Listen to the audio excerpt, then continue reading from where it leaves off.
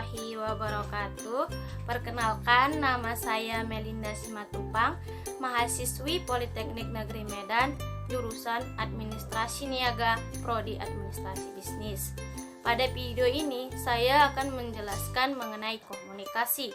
Komunikasi adalah proses penyampaian pesan atau informasi dari satu individu atau kelompok kepada individu atau kelompok lain.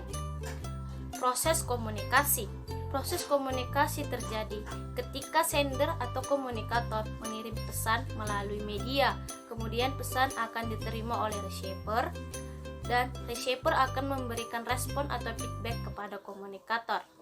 Dalam proses komunikasi ada kata encoding dan decoding.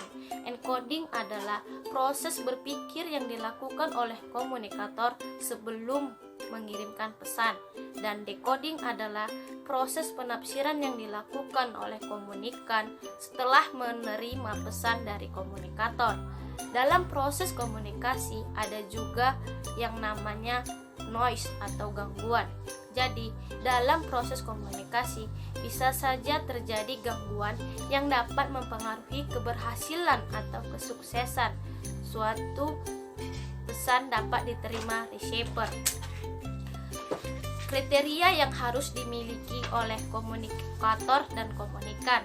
Yang pertama, communication skill atau keterampilan berkomunikasi. Keterampilan yang dimaksud adalah keterampilan menulis, membaca, mendengarkan, dan berbicara. Contohnya, keterampilan menulis skripsi atau keterampilan berbicara pada saat wawancara. Yang kedua, attitude atau sikap. Sikap juga mempengaruhi dalam berkomunikasi. Contohnya, kita harus fokus terhadap lawan bicara kita pada saat berkomunikasi. Yang ketiga, knowledge atau tingkat pengetahuan.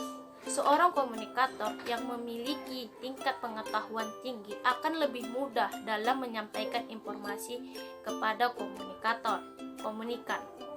Sementara komunikan akan lebih mudah dan baik dalam merespon informasi yang disampaikan oleh komunikator. Yang keempat, social system atau sistem sosial. Sistem sosial juga mempengaruhi dalam komunikasi. Contohnya, posisi atau jabatan dalam suatu pekerjaan. Yang kelima, kultur atau budaya.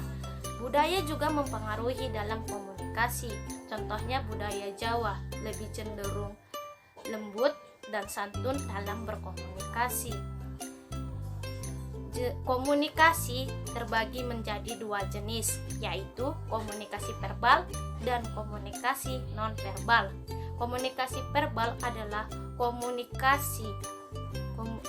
komunikasi yang menggunakan kata-kata, ucapan, tulisan, baik itu secara tertulis maupun diucapkan secara langsung. Sementara komunikasi nonverbal adalah komunikasi yang menggunakan bahasa isyarat, bahasa tubuh, ekspresi wajah, gambar, dan lain sebagainya. Dua contoh perbedaan budaya dalam komunikasi nonverbal. Contoh pertama yaitu di Indonesia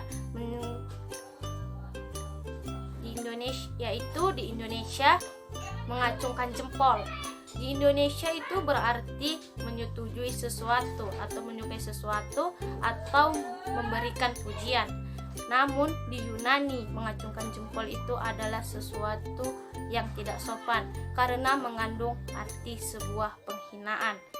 Contoh kedua, di Indonesia menganggukkan kepala artinya iya atau menyetujui sesuatu. Namun di Belanda dan Turki menganggukkan kepala berarti tidak menyukai sesuatu atau tidak setuju atas sesuatu.